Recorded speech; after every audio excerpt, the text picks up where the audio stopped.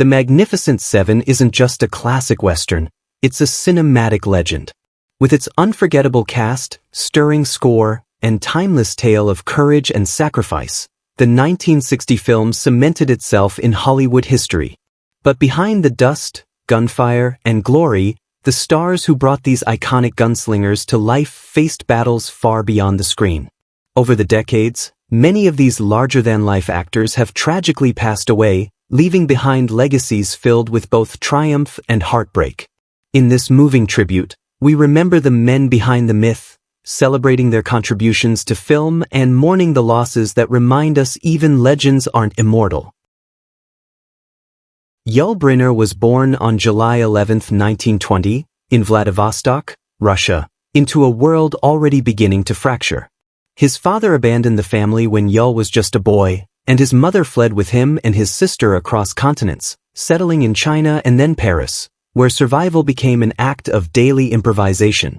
He never forgot the gnawing hunger, the sense of being rootless, or the bitter realization that love could vanish without explanation.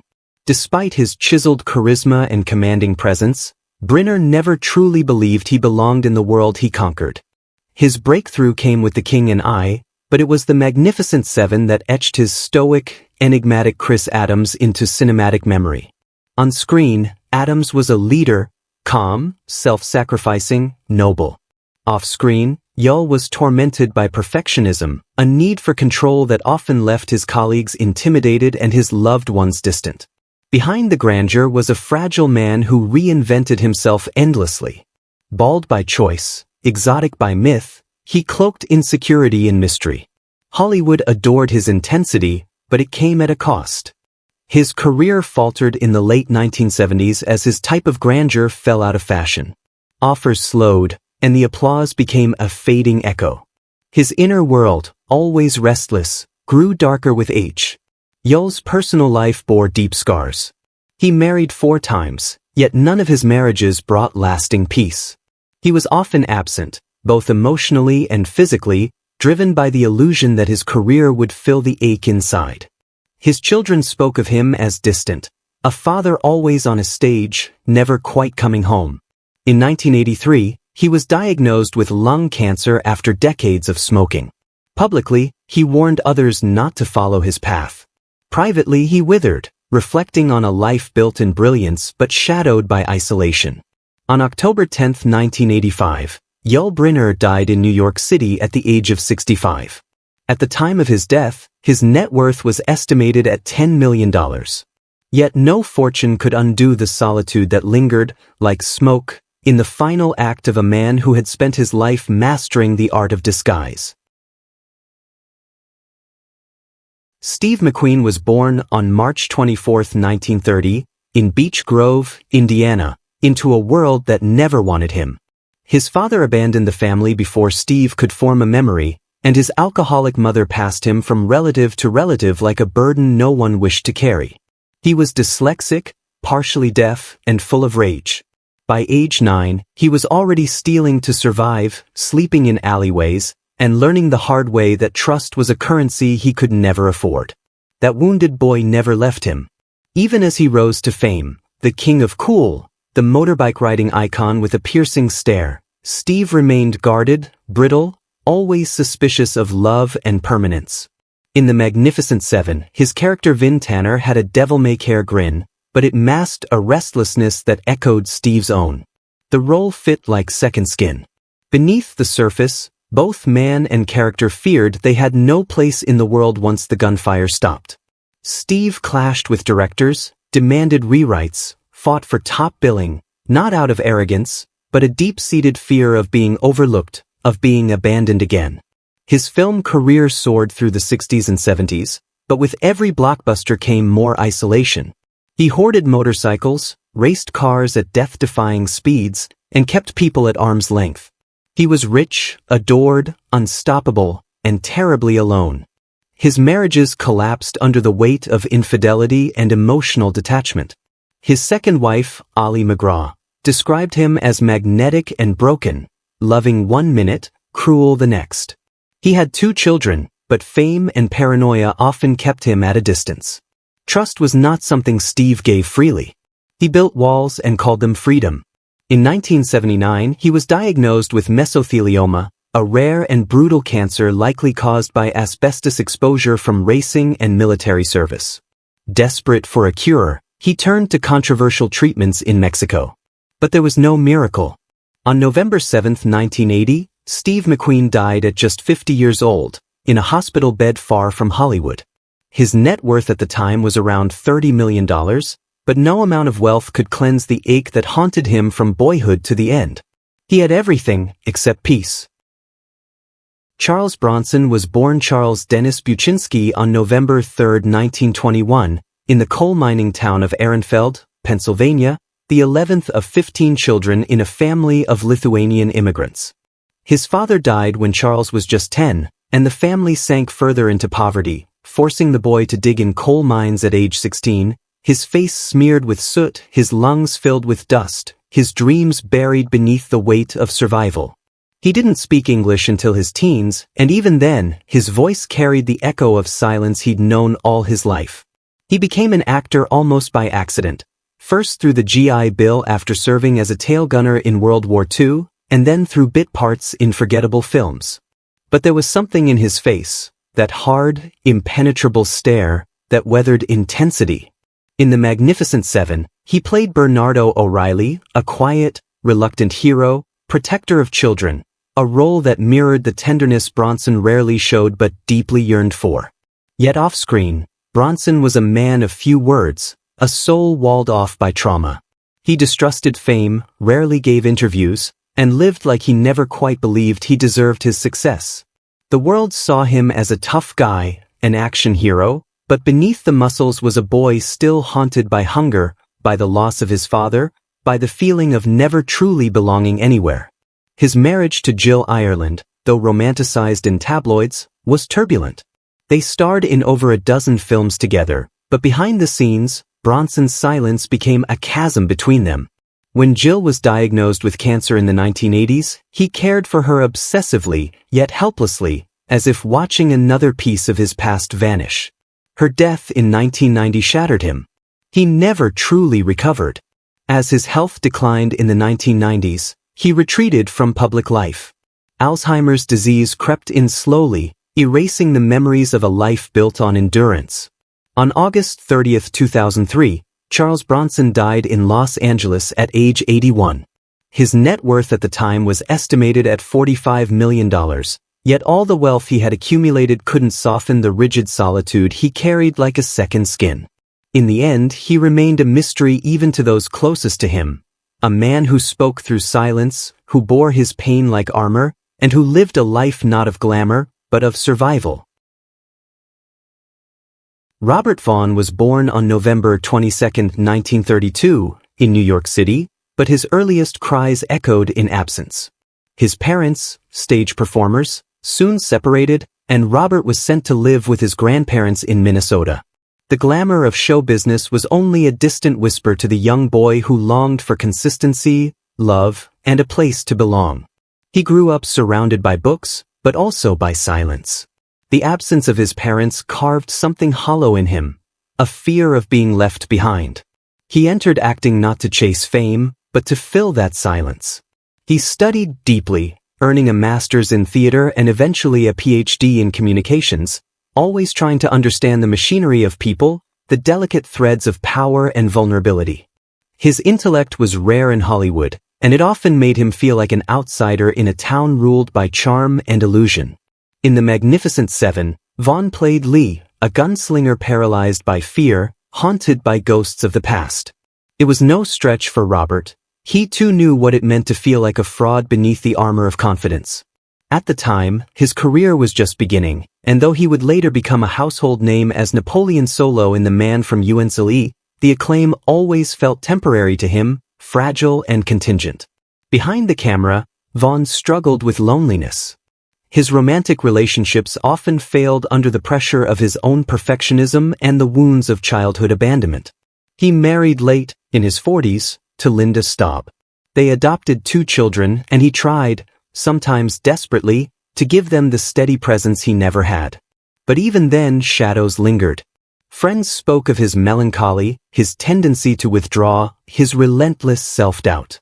His career, though prolific, never reached the towering heights he hoped for. He watched as roles diminished, as the phone rang less often, as younger stars replaced him. He continued to act, but often in forgettable projects, working not out of passion, but necessity, and perhaps fear of irrelevance. In 2012, he was diagnosed with leukemia. For 4 years, he fought quietly, with dignity. On November 11, 2016, just days before his 84th birthday, Robert Vaughn died in Ridgefield, Connecticut. His net worth was estimated at $10 million, not extravagant, but enough to suggest a life of steady work. Yet money could never buy him peace from the loneliness that trailed him from childhood.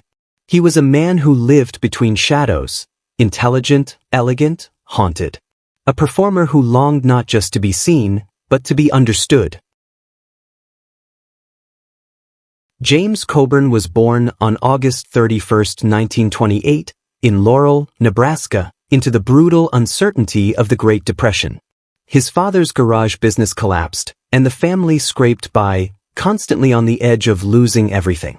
As a child, James was tall, awkward, and shy, a boy with too many limbs and too few words. He stuttered severely, which left him isolated, a prisoner in his own silence. The pain of being unheard stayed with him for life. He found acting almost by accident, a suggestion from a teacher that he try theater to help his speech. On stage, his stutter vanished, and for the first time, he felt power. But he never forgot that he came from nothing, and that everything, fame, money, love, could vanish just as quickly. This awareness clung to him like a shadow, even as Hollywood embraced his lanky frame, sly smile, and cool demeanor. In The Magnificent Seven, Coburn played Britt, the silent knife thrower, quick, detached, deadly. It was a perfect role, nearly wordless, precise, composed. But inside, James was anything but. Throughout his life, he struggled with insecurity and chronic pain. In the 1970s, his career stalled. He refused typecasting and the roles stopped coming. To the public, he disappeared. Privately, he battled rheumatoid arthritis so severe it twisted his hands and left him unable to walk without agony. For nearly a decade, he was trapped in pain, watching younger stars eclipse him. He turned to alternative medicine and spiritual healing, not out of faith, but desperation. The pain humbled him, quieted the ego, and revealed how fragile his identity had become without his career. He was married twice. His first marriage to Beverly Kelly lasted over 2 decades but ended in exhaustion, on both sides. His second wife, Paula Murad, brought him some late-in-life comfort, but Coburn had become emotionally elusive, too practiced at hiding his fears. He had 2 children, yet his relationships with them were often strained, shaped by his long absences and stoic detachment. A surprising comeback arrived in 1997 with Affliction, for which he won an Academy Award. But even the Oscar felt bittersweet, a recognition long overdue, arriving when time had already taken so much. On November 18, 2002, James Coburn died of a heart attack at his Beverly Hills home. He was 74. His net worth was estimated at $10 million. He died with the same quiet intensity he lived with, a man of few words, many wounds, and a long, hard journey behind every smile. Brad Dexter was born Boris Milanovic on April 9, 1917, in Goldfield, Nevada, to Serbian immigrant parents who struggled to find stability in a harsh, unfamiliar land. His childhood was marked by scarcity, food was never guaranteed, and warmth was a luxury. The family moved often, chasing opportunity, but hardship followed like a ghost. As a boy, Brad watched his father break under the weight of unrealized dreams, and it etched in him a desperate resolve, survival through transformation. He changed his name, his voice, even his posture. Hollywood didn't need a Boris, it needed a Brad. Strong-jawed, silent, dependable. He was never a marquee star, but he was always there in the shadows, the reliable tough guy, the second lead who made others shine. In The Magnificent Seven, he played Harry Luck, the dreamer, the hustler, a man chasing glory. It wasn't far from the truth. Brad always yearned for recognition, but fate gave him the background while others took center stage. His career never soared. He watched as peers like Steve McQueen and Charles Bronson became icons while he remained a footnote, known more for his off-screen loyalty than for any starring role. He saved Frank Sinatra from drowning in 1964, an act of heroism that earned him gratitude but not longevity. Sinatra gave him a job at his production company, but the work never filled the void. Brad wanted to matter on his own terms. He married Peggy Lee, the famous jazz singer, in 1955, but the union lasted less than a year. Two strong personalities collided in insecurity, and both walked away bruised. He remarried, but his home life remained quiet, guarded. Fame had never truly opened its arms to him, and over time, Brad stopped asking. He withdrew into privacy, letting the years pass softly. The industry forgot him. He lived long enough to see his best work reduced to trivia, his name often omitted in retrospectives. But he never spoke bitterly. He had seen enough real hardship to know that silence was sometimes the only dignity left. Brad Dexter died on December 11, 2002, in Rancho Mirage, California, at the age of 85. His net worth was estimated at $2 million, a modest sum for a man who had stood beside legends but never quite became one himself. Yet beneath the forgotten credits was a life of quiet resilience, a man who, despite being overshadowed, never stopped hoping that his luck might still turn. Horst Buchholz was born on December 4, 1933, in Berlin, Germany, as bombs fell and war loomed. His father vanished early in his life, and when his mother was evacuated during World War II, Horst was left behind, a boy wandering through a broken city, foraging, hiding, surviving. The war taught him young that the world was cruel, that love disappeared, and that silence could be safer than truth. He began acting in post-war Berlin, drawn to the stage not by ambition, but by the hope of becoming someone else. His beauty was undeniable, dark eyes, a sly smile, but it masked a chaos he never fully escaped. Hollywood saw him as the German James Dean, and in The Magnificent Seven, as the impetuous, hot-blooded Chico, he burst with youthful energy. But off-screen, Horst struggled to find stability, constantly torn between Europe and America, between fame and authenticity. He battled typecasting, homesickness, and an internal conflict that simmered for decades. Though he starred in major films like 1, 2, 3, his career never reached the heights it promised. He was too European for Hollywood, too Americanized for Germany. He existed between worlds, belonging to none. His impulsiveness and pride often cost him roles. He drifted from spotlight to shadow, waiting for a comeback that never fully arrived. His private life was equally conflicted. Married to actress Miriam Brew, with whom he had 2 children, Horst lived much of his life concealing his bisexuality. It haunted him, a secret that gnawed at his identity in a time and industry where revelation could mean exile. That constant hiding deepened his loneliness and strained his marriage, though it endured. His children spoke of a father often absent, emotionally unpredictable, forever searching. In his later years, he found work in German television, but his health began to decline. The charm remained, but the fire dimmed. On March 3, 2003, Horst Buchholz died in Berlin at the age of 69 from pneumonia, following a hip surgery. His net worth at the time was estimated at $1 million, a quiet end for a man who had once stood at the edge of global stardom. He died in the city where he was born, a circle closed in bittersweet symmetry.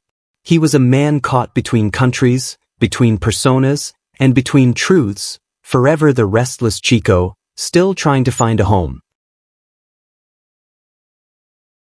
Eli Wallach was born on December 7, 1915, in Brooklyn, New York, the son of Polish-Jewish immigrants who ran an ice cream store in a rough neighborhood. Money was scarce, but love was not. His family was close, warm, and modest. Yet even in childhood, Eli felt the tension of being different. A Jewish boy in an Italian-American neighborhood, small in stature but sharp in wit. He learned early to defend himself not with fists, but with words, with timing, with performance. It was the first armor he ever wore. He served as a medic in World War II, witnessing the trauma of war up close, stitching bodies back together while his own spirit slowly unraveled. When he returned home, the theater became his sanctuary. He thrived on the New York stage, refusing Hollywood for years because he believed it lacked depth. But eventually, the screen came calling. In The Magnificent Seven, he portrayed Calvera, the villain with charm, intelligence, and desperate hunger. While it gave him complexity, a human face, he always believed even monsters had souls. Though revered by actors, Eli was never a leading man in the Hollywood sense. His nose, his accent, his refusal to pander kept him just outside the inner circle. He watched as lesser talents soared past him into stardom. It hurt, but he never said so. Instead, he worked, tirelessly, passionately, across decades, building a career of substance rather than glamour. His marriage to actress Ann Jackson was a rare light in a difficult business. They were married for over 65 years, a partnership grounded in respect and humor. Still, there were sacrifices, missed birthdays, long separations, and the constant anxiety of an unstable profession. He loved his children, but acting was always a jealous mistress, pulling him away when they needed him most. In later years, he struggled with memory loss. The words, once his greatest weapon, began to betray him. And yet, he continued to perform, driven by instinct more than certainty. He feared fading away more than he feared death. Eli Wallach died on June 24, 2014, at the age of 98, in New York City. His net worth was estimated at $6 million. He had lived through poverty, war, obscurity, and acclaim, but never surrendered to bitterness. In the end, he was a working actor to his last breath. Not a star by traditional measure, but something rarer, a craftsman, an artist, and a man who made villains human and heroes uneasy. Rosenda Monteros was born Rosa Mendez Leza on August 31, 1935, in Veracruz, Mexico, a country rich in culture, but unforgiving to women who dared to dream beyond its boundaries. Raised in a conservative Catholic family, she knew early what silence felt like. The silence expected of obedient daughters, the silence that followed after the men had spoken. Yet inside her stirred a defiant flame. Acting was not encouraged, yet she pursued it, not out of vanity, but as a lifeline. She trained at Mexico's prestigious Instituto Nacional de Bellas Artes and later studied under the legendary Seiki Sano, whose political exile and intensity left a lasting impression on her. Rosenda entered cinema with hope and idealism, only to find the industry shaped by foreign men who cast her more for her skin tone than her soul. When she was offered the role of Petra in The Magnificent Seven at just 25, it felt like a triumph. But even that role, though tender, was framed by the desires of others. She was the love interest, the beautiful local girl, silent and soft beside the guns. She wanted more. She longed for roles with complexity, women with anger, with minds. But the scripts rarely came. Hollywood admired her face, not her voice. So she returned to Mexican cinema and stage, where the work was richer but the rewards far fewer. Recognition drifted away, and by the 1970s, she found herself largely forgotten outside of Latin America. Still, she refused to compromise. She did not chase fame, she chased truth. Rosenda never married. There were whispers of quiet romances, fleeting loves, but she kept her private life guarded. The pain of typecasting, of being seen but not known, had closed certain parts of her heart. She never had children. In later years, she lived simply, with grace but not luxury, surviving on small theater roles and the occasional television appearance. Friends said she was proud, but lonely, an artist who gave much and received little. On December 29, 2018, Rosenda Monteros died in Mexico City from cancer at the age of 83. Her estimated net worth was under $1 million, a stark reminder that beauty and talent are not always enough in a world that pays more for noise than nuance. She lived a quiet tragedy, a woman cast in a golden age, but rarely given gold. Her legacy endures not in wealth or fame, but in the delicate sorrow and strength she brought to every frame. Vladimir Sokolov was born on December 26, 1889, in Moscow, Russia, into a world brimming with unrest and revolution. He came of age as the old empire was crumbling, its certainties dissolving in blood and fire. The son of Jewish parents, he witnessed firsthand the brutal tide of anti-Semitism and the chaos that would eventually drive him from his homeland. The pain of exile followed him like a second shadow, first to Germany, then to France, and finally to the United States. Every country he entered offered safety, but never quite home. He built his career slowly, brick by brick, first on the great stages of Europe, then in the studios of early Hollywood. His face, worn and furrowed, told stories before he even opened his mouth. In The Magnificent Seven, he portrayed the wise old man, gentle, weathered, and filled with quiet dignity. It was more than a role, it was a reflection. Sokolov had lived that weariness, that yearning for peace in a violent world. Though fluent in several languages and trained in the finest traditions of Russian theater, he was often cast as nameless foreigners, mystics, peasants, his deep eyes and thick accent limiting him in the very land that had promised opportunity. He accepted this quietly. He was not a star. He was a worker, an artist who spoke through silence and subtlety. But it hurt, this steady reduction of his gift into stereotype. His personal life remained largely private. He never sought the limelight, nor did he seem to need it. He married once, but there are few public records of the union, and even fewer stories. Perhaps he kept love as quietly as he kept sorrow, close to the chest. He had no children. Those who knew him spoke of a thoughtful man, kind, generous, and often lost in reverie. Vladimir Sokolov died on February 15, 1962, in Los Angeles, at the age of 72, from complications related to a stroke.